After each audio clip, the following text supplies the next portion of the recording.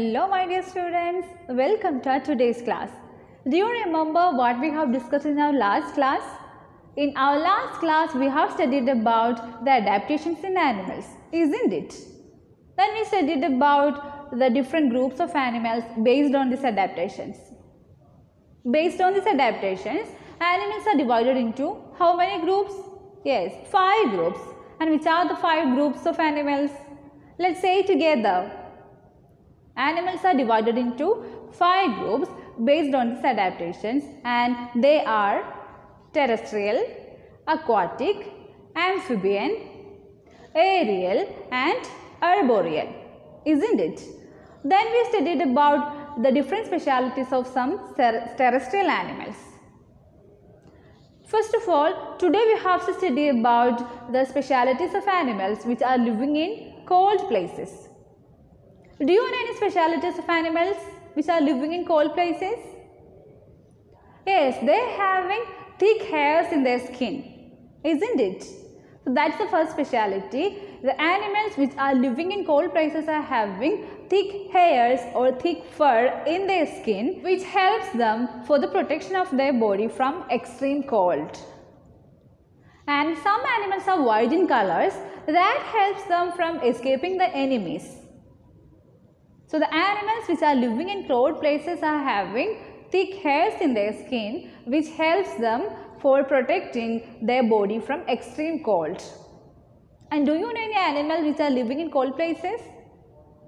Yes, polar bear, reindeer, etc. So these are the examples of animals which are living in cold places. And now we have to study about another type of animal, and here is a picture. Are you scared of this? Do you know how the snakes are moving? Actually, snakes are crawling in the land by the help of scales in their lower body. Snakes are crawling in the land by the help of scales in their lower body, and these scales helps them for drying up of their body also.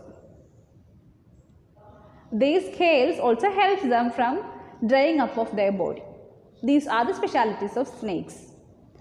And some another type of animals are there, such as rats, bears, etc. They are having a loads of food when the food is available in the summer season, and it's storing in the form of fat inside their body under their skin. Some animals are there, they are having loads of food in the summer season when the food is available, and they are storing in the form of fat in their body.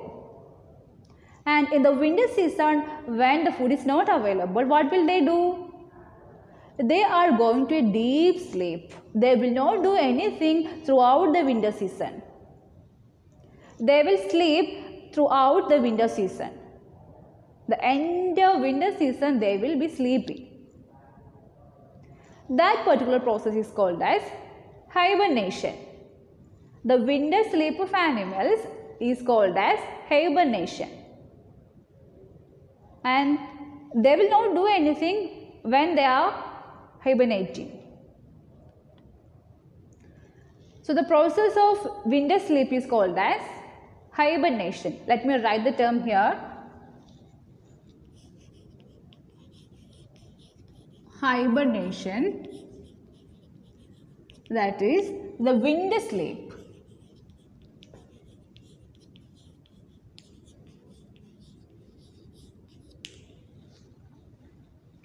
And some other animals are there, such as snails, crabs, beetle, etc. They are also having a period of inactivity.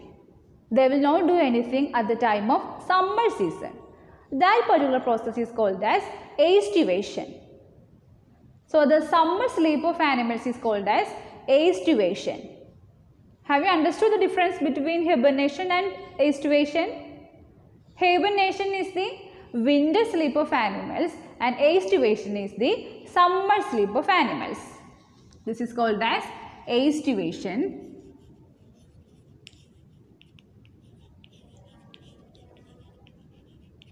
That is the summer sleep of animals.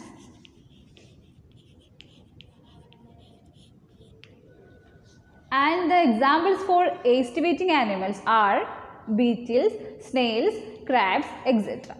So these are about the specialities of terrestrial animals. Now we have to study about the specialities of the second group of animals. They are aquatic animals. What do you mean by aquatic animals? Yes, the animals which are living in water is called as aquatic animals. And which are the examples for aquatic animals? Fishes, prawns, whales, dolphins, etc. There are varieties of aquatic animals also, isn't it? So here, these aquatic animals are having special breathing organs. They are living in water, isn't it? So they are having special breathing organs. Fishes are having gills. They are using gills to breathe. So the breathing organ of fish is gills. I think this you have already studied. Fishes are having gills to breathe. But some other animals such as whales, dolphins, they are not having gills in their body. So what they will do for breathing? They are having lungs. So they will come to the surface of water for getting the oxygen. So the animals such as dolphin, whales, etc., they are having lungs as breathing organ.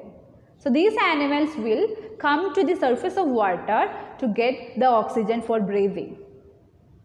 So these are about the specialities of aquatic animals in breathing. Fishes are having gills and the dolphin, whales are having lungs to breathe. And another speciality of aquatic animals are they can swim in the water, isn't it? Fishes are using fin to swim in the water and turtles are using their paddle-like feet. Some birds are there, they also can swim in water such as ducks. They are having webbed feet which helps to swim in the water. And some birds are there, they are catching fishes from the water. The examples are cranes, flamingos, etc. They are having long legs and long beak. These long legs helps them to walk in the water. And the long beaks helps them to catch the fish from the water. So these are all about the specialities of aquatic animals. And now we have to study about the specialities of amphibians, the third group of animals, isn't it? That we can discuss in our next class. So let's wind up our today's class. That's it for today. Thank you.